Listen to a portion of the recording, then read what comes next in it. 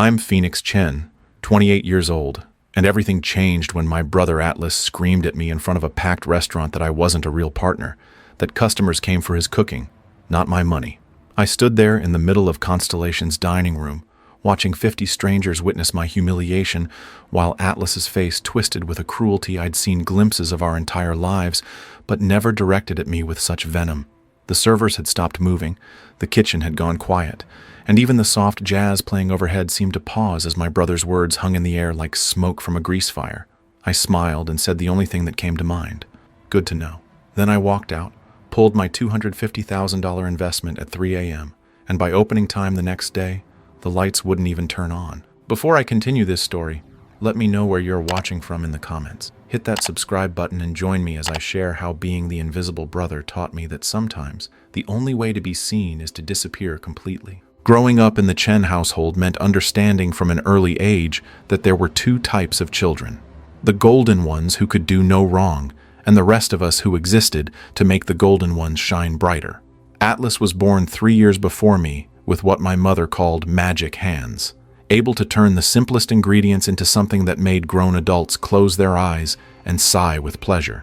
By the time he was 8, he was standing on a step stool in our family's cramped apartment kitchen, teaching our mother techniques he'd learned from cooking shows, while I sat at the table doing homework that no one ever checked. Family dinners became Atlas's personal showcase, with my parents hanging on every word as he explained flavor profiles and cooking methods with the confidence of someone twice his age. My earliest memory of feeling truly invisible was my 7th birthday party, where Atlas decided to make the cake himself, instead of letting Mom buy one from the grocery store like we'd planned.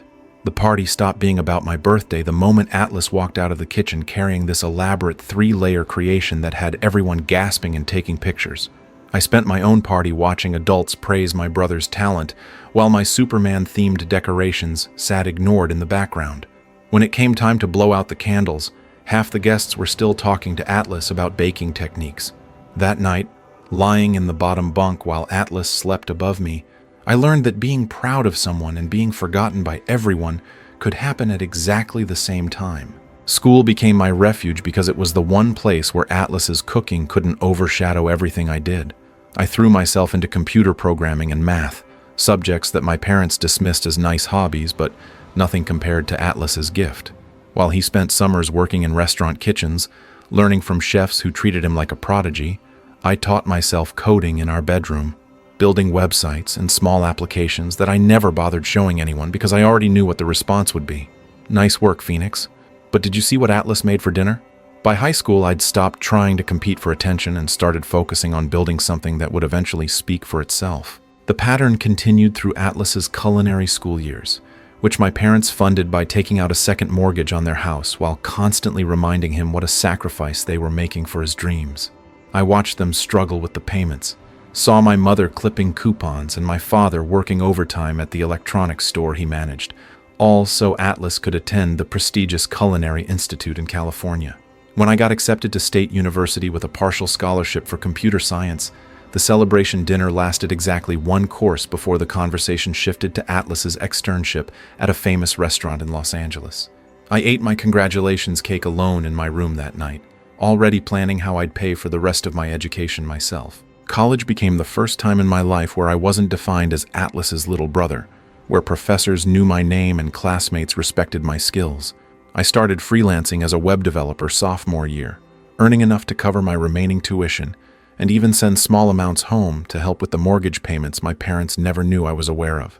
By graduation, I'd launched my first app, a simple task management tool that somehow caught on with small businesses and generated enough revenue for me to move to a decent apartment and start planning something bigger. My parents attended my graduation ceremony, but spent most of it talking about Atlas's new job at an upscale restaurant in Chicago, how he was already being considered for a sous chef position despite being the youngest cook on the staff.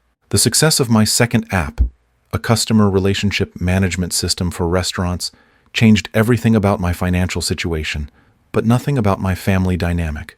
Within 2 years, I'd sold the company for enough money to never have to worry about rent or student loans again. But when I called to share the news, my mother's response was to ask if I'd heard that Atlas had been featured in a local food magazine. I hung up that night and stared at my bank balance, realizing that I had more money than my parents had ever dreamed of, but still couldn't buy the one thing I'd wanted my entire life: their attention, their pride, their recognition that I had succeeded at something meaningful. Instead, I watched from across the country as Atlas's career continued to flourish, while mine remained invisible to the people whose opinions mattered most to me. What Atlas didn't know was that I'd been funding his dreams for almost a decade, and the restaurant that would make him famous was about to become my biggest investment yet. The call came on a Tuesday night in March when I was debugging code for my third startup, the one that would eventually sell for 8 figures, but at that moment felt like it might collapse under the weight of my perfectionism. Atlas's voice sounded different than usual, smaller somehow, stripped of the confidence that had carried him through every kitchen he'd ever worked in. "Phoenix, I need help," he said without his usual preamble about whatever celebrity chef he'd been working under or which food critic had praised his latest creation. I could hear traffic in the background and what sounded like him walking, probably pacing the way he did when stress overwhelmed his usual need to control every situation. "The restaurant group just pulled funding for my concept," he continued, his voice cracking slightly on the word funding. 3 years of planning, of developing menus and finding locations, gone because some investors decided the market was too saturated. I listened as Atlas explained how he'd quit his head chef position at Meridian 6 months earlier, burning bridges with the restaurant group that had been grooming him for bigger things because he'd been so certain his own place was finally happening. The investors had loved his concept for Constellation, a farm-to-table restaurant that would showcase locally sourced ingredients with techniques he'd learned from working under James Beard Award winners. They'd signed letters of intent, toured properties, even approved initial designs before deciding that independent restaurants were too risky in the current economic climate. Now Atlas was 28 years old, with a reputation for walking away from good situations and no safety net, facing the possibility that his dream might be dead before it ever really began. What he didn't tell me during that phone call, what I discovered later through mutual connections in the Chicago food scene, was that Atlas had been struggling financially for months before the investors pulled out. His rent on the expensive Lincoln Park apartment was 3 months behind, and he'd been living on credit cards since leaving Meridian. The culinary school loans that our parents had sacrificed so much to help him avoid were actually still there, deferred and growing with interest because Atlas had been too proud to admit he needed help making payments. He'd been picking up catering gigs and staging at different restaurants, but none of it was enough to cover his expenses while he waited for Constellation to materialize. I'd recently closed the sale of my CRM company to a larger tech firm, a transaction that left me with more money than I'd ever imagined having, but also with a strange emptiness that I couldn't quite explain to anyone.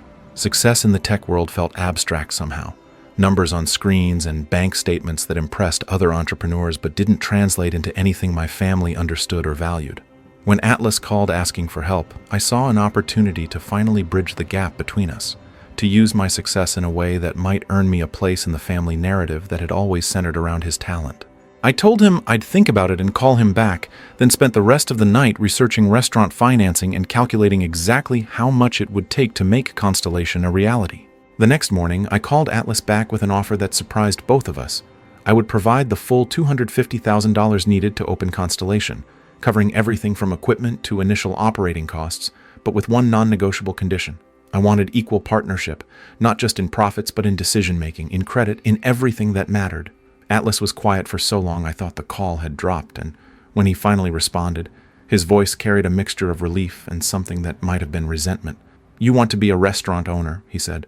Not quite a question, but not quite acceptance either. "I want to be your partner," I corrected him, though even as I said it, I wasn't entirely sure what that meant or why it felt so important. The negotiations took 3 weeks, during which Atlas consulted with lawyers and accountants who all told him the same thing. Taking money from family was risky, but my terms were more than fair, actually generous, compared to what traditional investors would have demanded. I asked for 50% ownership in exchange for 100% of the startup capital, with Atlas maintaining complete creative control over the menu and kitchen operations, while I handled business operations, marketing, and financial management. On paper, it looked like the perfect partnership, combining his culinary expertise with my business acumen and financial resources in a way that should have benefited both of us. River Martinez entered our story 3 days before Constellation's opening, arriving for their interview as restaurant manager with a resume that included experience at some of Chicago's most respected establishments and a presence that somehow made the still empty dining room feel more complete. They moved through the space like they understood exactly how it should flow, asking questions about our vision and service philosophy that demonstrated both intelligence and genuine passion for hospitality. Atlas hired River on the spot, and I found myself agreeing while trying to ignore the way my heart rate increased whenever River smiled or laughed at something one of us said. The opening night of Constellation exceeded every expectation we dared to have, with a line of eager diners stretching around the block and food critics from 3 major publications making reservations for the following week. Atlas moved through the kitchen like a conductor leading an orchestra, every dish that left his station perfectly composed and timed to create the kind of dining experience that generates word-of-mouth buzz and repeat customers. I watched from the dining room, managing the front-of-house operations and observing how River commanded the service staff with exactly the right balance of authority and warmth. For the first time in my life, I felt like I was part of something that showcased both my brother's talent and my own contributions in equal measure. The reviews that followed our opening were everything Atlas had dreamed of and more, with critics praising not just the food, but the overall experience, the seamless service, and the restaurant's ability to feel both sophisticated and welcoming. Local food bloggers started featuring Constellation in their must-visit lists, and reservations were booking weeks in advance. Atlas's social media following grew from a few hundred followers to several thousand almost overnight, and food magazines began reaching out for interviews and photo shoots. I handled the business side of these opportunities, negotiating contracts and managing our growing reputation, while Atlas focused on maintaining the quality that had made us successful. I thought partnership meant we were finally equals, that success would somehow erase the decades of feeling invisible in my own family. I was wrong about almost everything. The first food magazine cover happened 6 months after opening, and I learned about it the same way everyone else did, by seeing Atlas on the newsstand at the grocery store with the headline, "Chicago's Rising Star, Chef Creates Magic at Constellation." The article inside was 5 pages of Atlas discussing his culinary philosophy, his journey from line cook to restaurant owner, and his vision for the future of farm-to-table dining in the Midwest. My name appeared exactly once, in a caption identifying me as business partner Phoenix Chen, in a photo where I was barely visible in the background, reviewing receipts while Atlas posed with his signature dish. I bought 3 copies of the magazine and read the article in my car, searching for any mention of my contributions, my investment, or even my existence as an equal partner in what was supposedly our shared dream. The pattern continued with every interview request, every food blogger visit, every photo shoot that followed our continued success. Atlas had developed a media persona that painted him as a self-made chef who had overcome financial struggles and industry skepticism to create something extraordinary through pure talent and determination.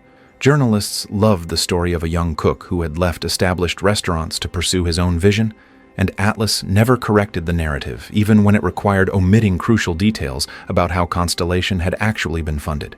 I would sit in our office reviewing profit and loss statements while Atlas charmed food writers in the dining room, describing challenges and sacrifices that I knew weren't entirely accurate, but couldn't contradict without seeming petty or attention-seeking. My typical day started at 6 a.m. long before Atlas arrived for his lunch prep, reviewing inventory reports and supplier invoices while planning marketing campaigns that would keep our reservation book full.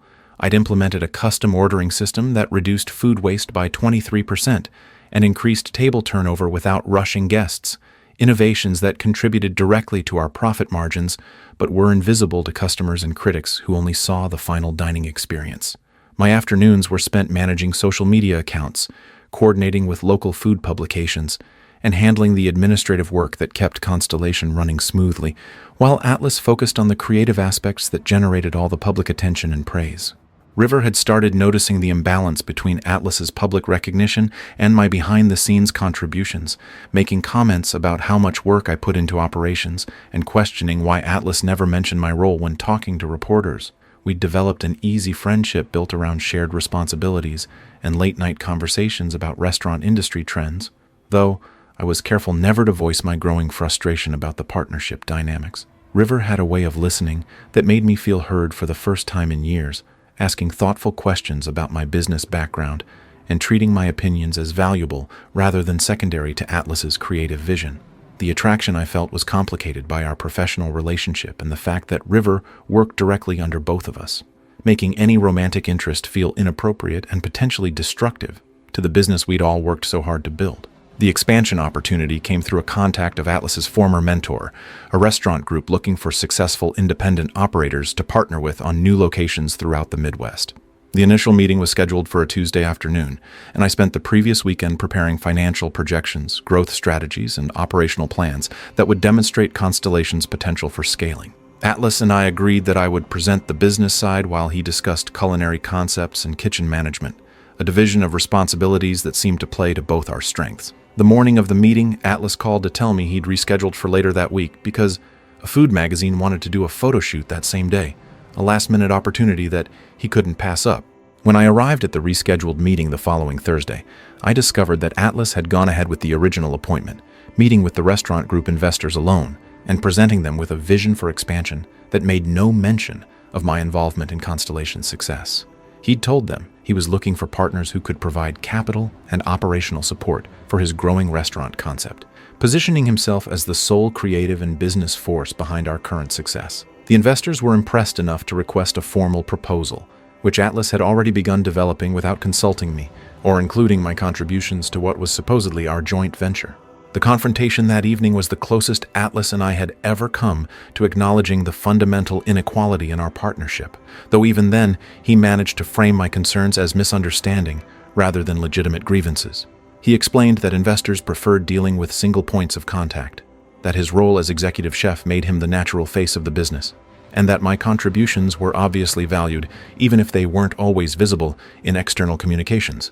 "You handle the numbers," he said, "and I handle everything else. It's a perfect system." When I pointed out that everything else seemed to include taking credit for business innovations I'd developed and strategic decisions we'd made together, Atlas looked genuinely confused, as if the idea that I might want recognition for my contributions had never occurred to him. The health crisis started as what I assumed was stress-related fatigue, the kind of exhaustion that comes from working 18-hour days while watching someone else receive credit for your collaborative efforts. I'd been functioning on 4 hours of sleep and too much caffeine for months, pushing through headaches and chest tightness that I attributed to the normal pressures of running a successful restaurant.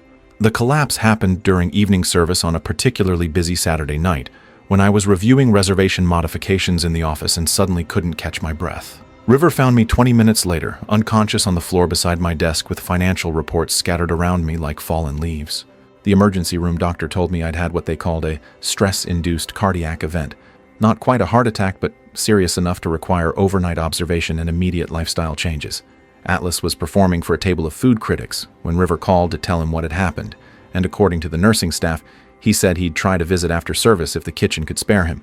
He never showed up that night, and when I was discharged the following afternoon, I found a text message apologizing for missing visiting hours, but explaining that he'd been dealing with a supply shortage that required his immediate attention. River drove me home and stayed while I settled into bed rest, bringing soup from the restaurant and asking if there was anything else they could do to help.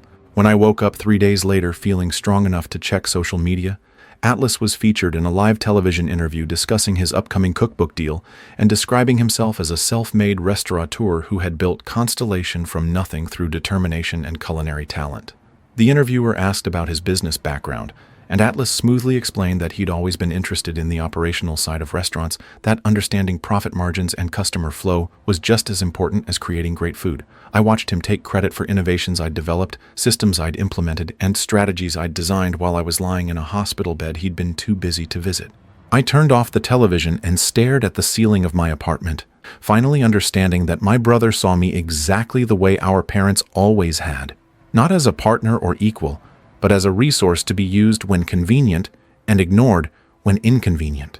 The money I'd invested, the systems I'd built, the countless hours I'd spent making his dream successful were just means to an end, background support for a story that would always center on his talent and my invisibility.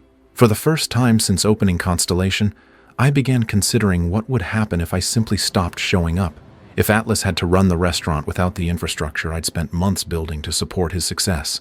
The decision to document everything started that same afternoon, as I lay in bed with my laptop, systematically saving emails, financial records, contracts, and operational procedures that proved my contributions to Constellation's success.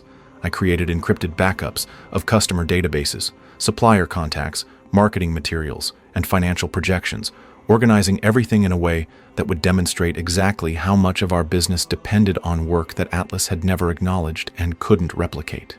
If my partnership didn't matter, if my contributions were invisible, then maybe it was time to find out what would happen when they disappeared entirely. What Atlas didn't know was that I controlled far more than just the initial investment, and removing my support would be easier than he could possibly imagine.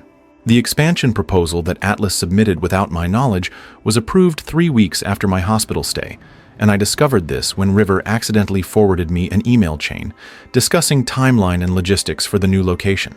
The messages revealed not only that Atlas had been negotiating independently with investors, but that he'd positioned himself as the sole decision-maker for Constellation's future, describing me in one email as a silent financial partner who preferred to stay out of operational discussions.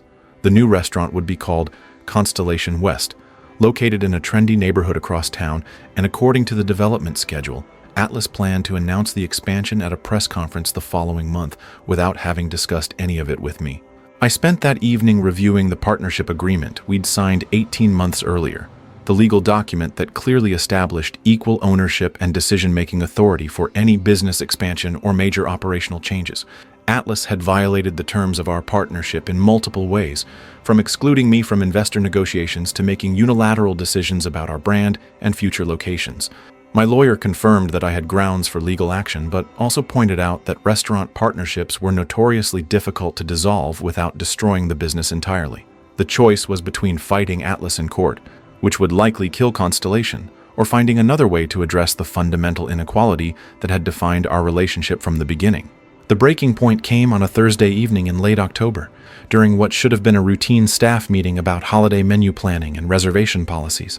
Atlas had called the meeting for after service, gathering our entire front and back of house teams in the dining room to discuss upcoming changes and seasonal adjustments.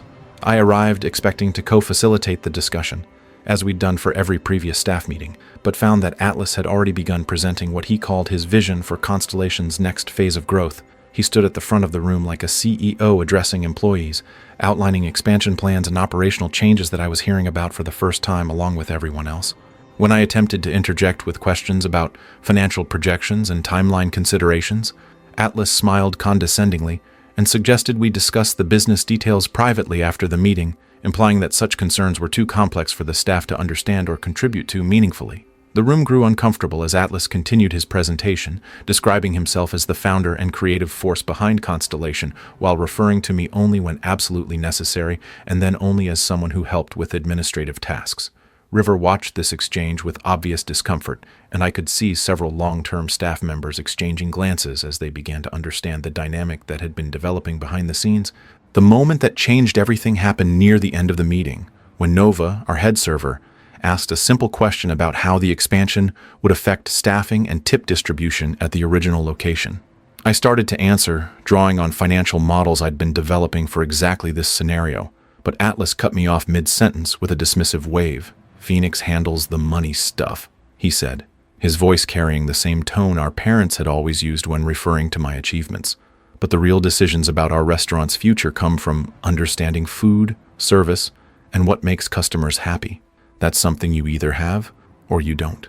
The silence that followed felt endless, broken only by the sound of Atlas continuing to outline his plans as if he hadn't just reduced my 18 months of partnership to money stuff in front of our entire team. I sat there watching our employees' faces, seeing them process the revelation that the person they'd assumed was an equal partner was actually viewed by the executive chef as little more than a financial convenience. River looked mortified, Nova appeared confused, and Zephyr, our sous chef, seemed to be reevaluating everything he thought he knew about Constellation's management structure. I excused myself from the meeting, claiming I needed to review some paperwork, and spent the next hour sitting in my car trying to process the humiliation of being dismissed so casually in front of people I considered colleagues and friends. The confrontation that ended our partnership began the following evening, when Atlas arrived at the restaurant to find me conducting my own staff meeting with our front of house team. I'd called the meeting to discuss service improvements and customer feedback systems, operational areas that were clearly within my purview according to our partnership agreement, but Atlas stormed into the dining room demanding to know why I was holding unauthorized meetings with his employees. The word "his" hung in the air like a challenge, and I realized that despite our legal partnership, Atlas had never truly viewed any aspect of Constellation as belonging to both of us. "You're not a real partner," Atlas yelled, his voice carrying clearly through the dining room where early dinner guests were beginning to arrive. "Customers come for my cooking, not your money. Anyone can write checks, Phoenix, but creating something that matters takes actual talent." The accusation hit exactly where Atlas intended it to, striking at every insecurity I'd carried since childhood about being valued only for what I could provide, rather than who I was. I felt the familiar urge to apologize, to minimize my concerns and find a way to smooth over the conflict. But something had shifted during my weeks of documentation and legal research. Instead of retreating, I smiled and said the only thing that felt true in that moment: good to know. The simplicity of my response seemed to confuse Atlas more than anger would have, and he continued his tirade about partnerships and contributions while I gathered my papers and prepared to leave. Our staff stood frozen in various positions around the dining room, some pretending to focus on side work, while others watched openly as Atlas described my role in terms that made it clear he viewed me as replaceable, a source of funding that could be substituted with traditional investors once Constellation's success made such financing accessible. When he finished, I nodded calmly and told him I understood his position perfectly, then walked out of the restaurant for what I already knew would be the last time as his partner. The documentation I'd been gathering for weeks had revealed just how completely Constellation depended on systems and relationships that Atlas had never bothered to understand or develop independently. Every supplier contact was in my name, every vendor relationship had been established through my negotiations, and the point-of-sale system that managed everything from inventory to payroll was hosted on servers I controlled and maintained.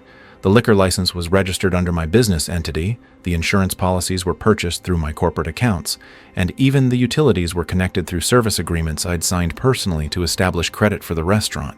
At 3 a.m., I made one phone call to my lawyer, followed by a series of emails to vendors, suppliers, and service providers explaining that my partnership with Constellation was ending effective immediately, and that they should cease all deliveries and services until new arrangements could be established with the restaurant's remaining ownership. I transferred the business accounts to personal accounts Atlas couldn't access, canceled the insurance policies that protected the restaurant from liability, and changed the passwords on every system I'd built to support Constellation's operations. By sunrise, Atlas's dream restaurant had become an empty shell that couldn't function without infrastructure he'd never known existed. What Atlas discovered when he arrived for morning prep was that being a talented chef meant nothing when the lights wouldn't turn on, the registers wouldn't process payments, and the suppliers who were supposed to deliver fresh ingredients for the day's menu had no one to deliver them to. The phone started ringing at 6:47 a.m., Atlas's number appearing on my screen with the persistence of someone who couldn't understand why the coffee machine wouldn't start or why the walk-in cooler had stopped maintaining temperature overnight. I let it go to voicemail, then listened to his increasingly frantic messages while making breakfast in my apartment kitchen, the same methodical routine I'd followed every morning for the past year and a half while Atlas slept in until noon and arrived at the restaurant just in time for lunch service. The first message was confused annoyance about system glitches. The second was growing concern about supplier deliveries that hadn't arrived. And by the fourth message, his voice carried the edge of panic that comes from realizing something fundamental has broken beyond easy repair.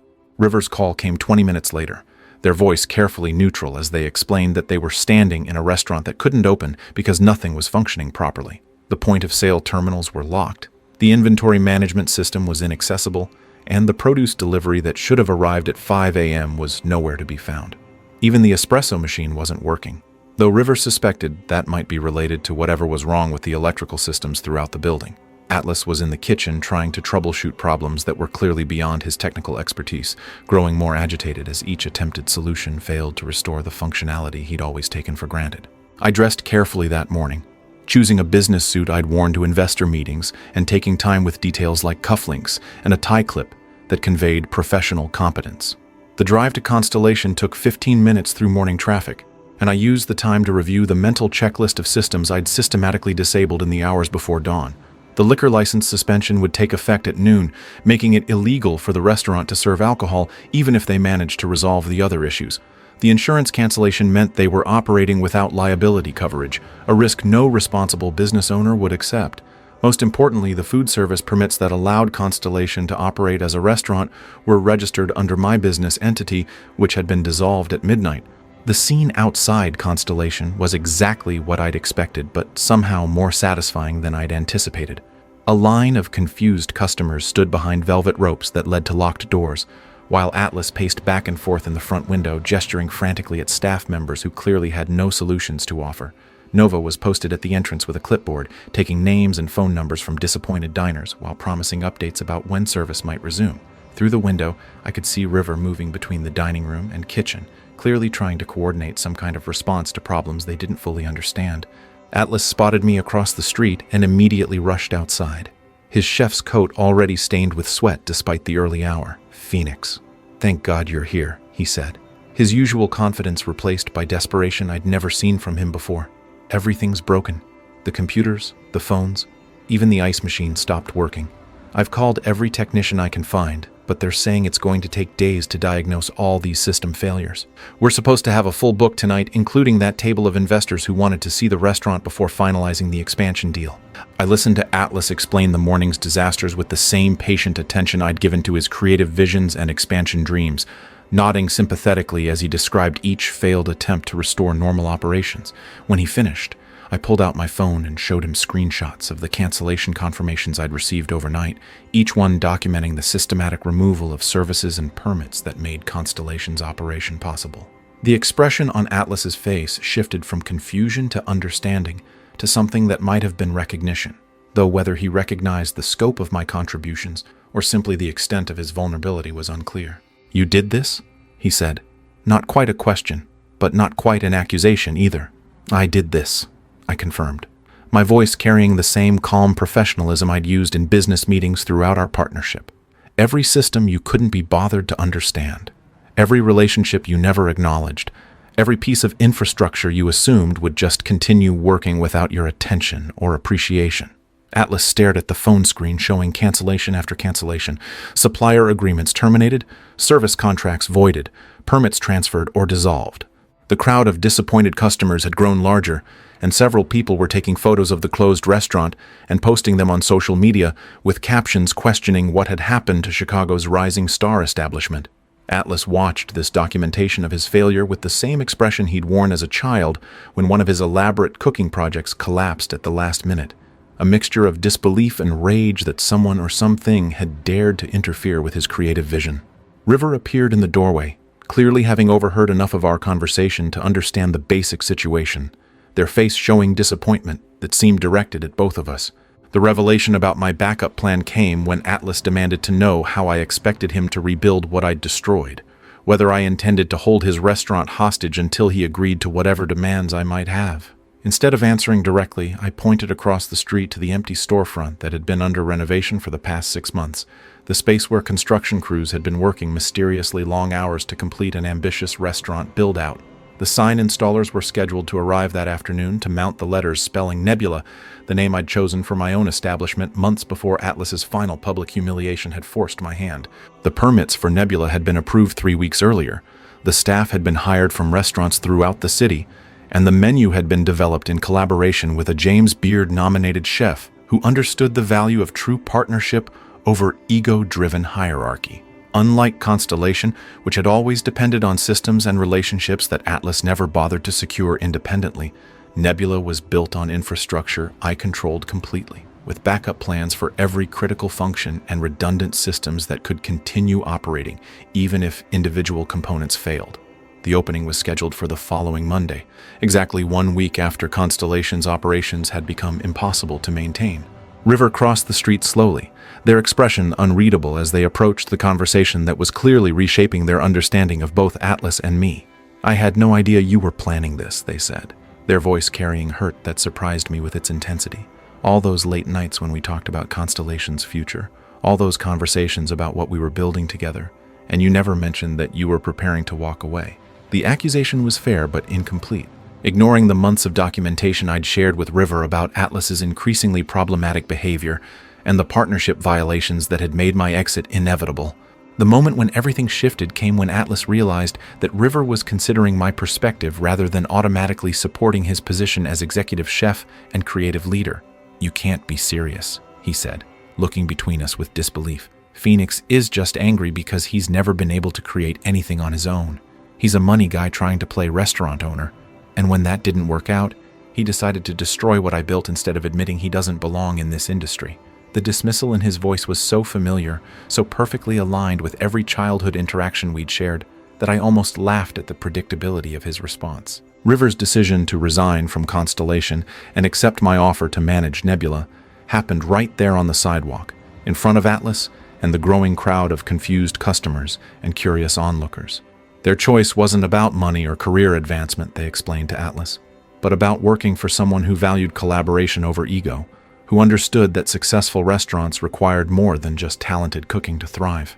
Atlas watched his best employee walk away with the same expression he'd worn watching me leave the night before, confusion giving way to anger as he realized that his actions had consequences he'd never bothered to consider.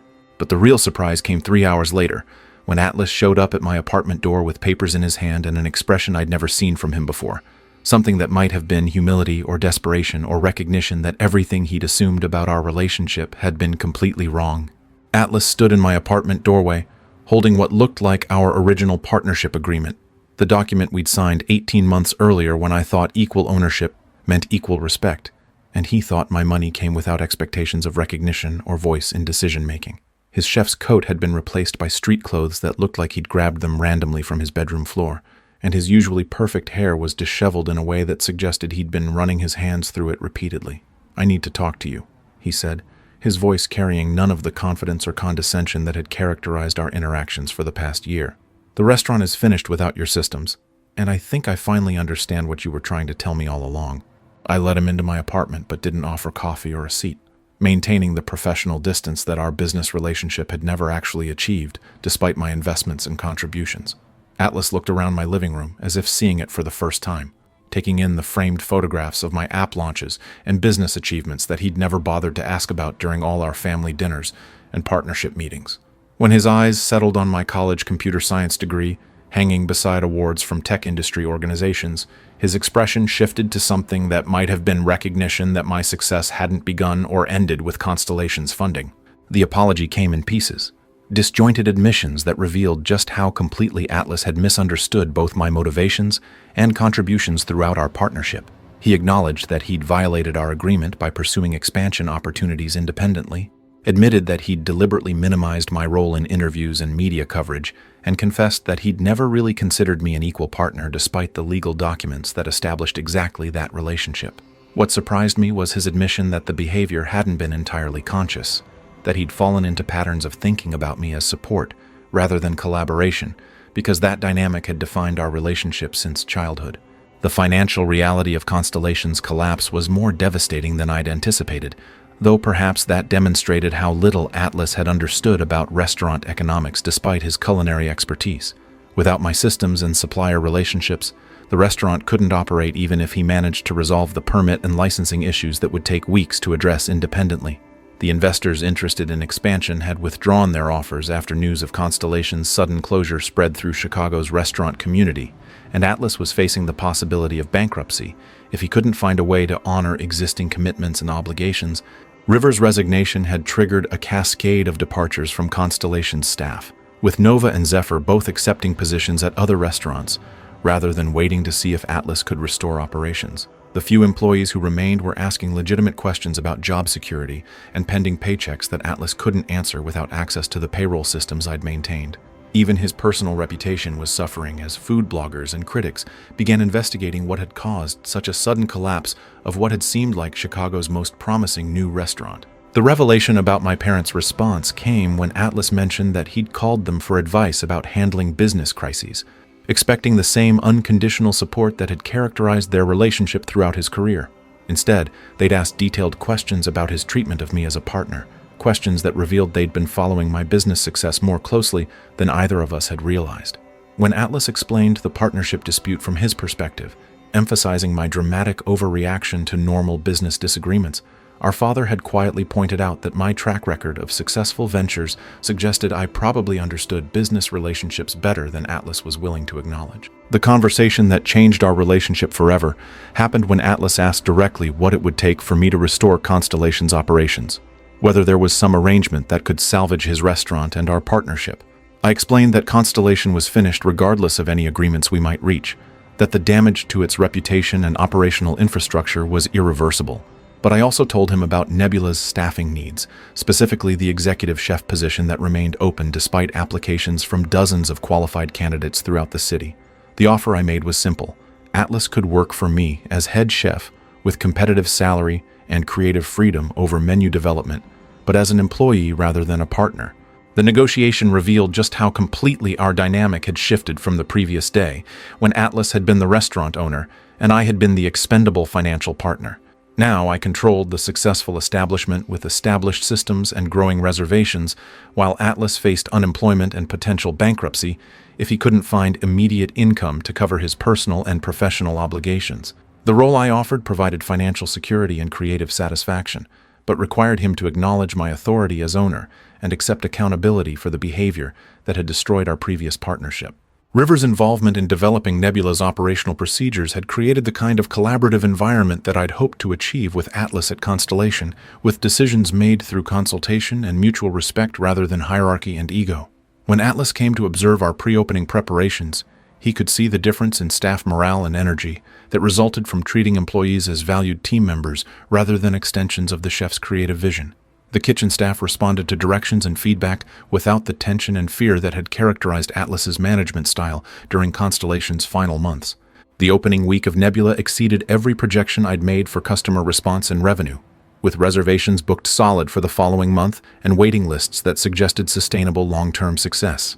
Atlas's menu innovations contributed significantly to positive reviews, but food critics also praised the seamless service, innovative cocktail program, and overall dining experience that reflected collaborative rather than ego-driven management. For the first time in my adult life, I was receiving recognition for business achievements that my family could understand and appreciate.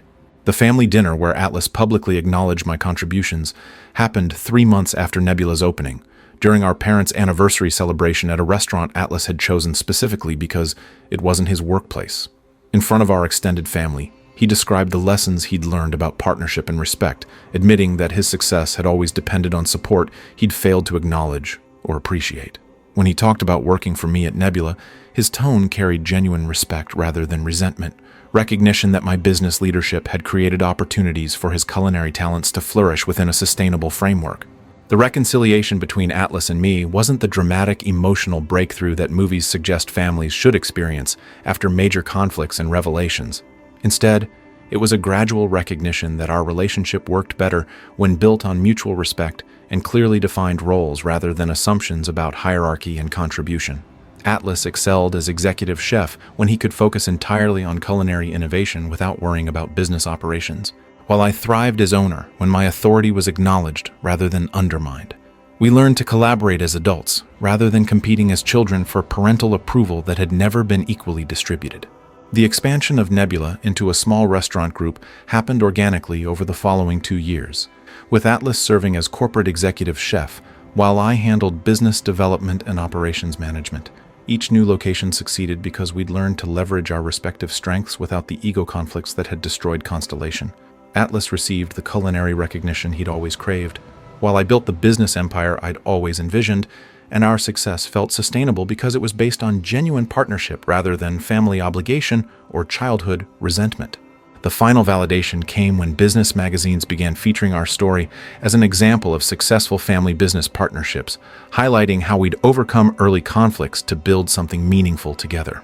Unlike the earlier coverage that had focused exclusively on Atlas's culinary talents, these articles acknowledged both our contributions and described our relationship as a model for combining creative vision with business expertise. For the first time in my life, I was recognized not as Atlas's little brother or silent financial partner, but as an accomplished entrepreneur who had found a way to honor family relationships while demanding the respect my achievements had earned.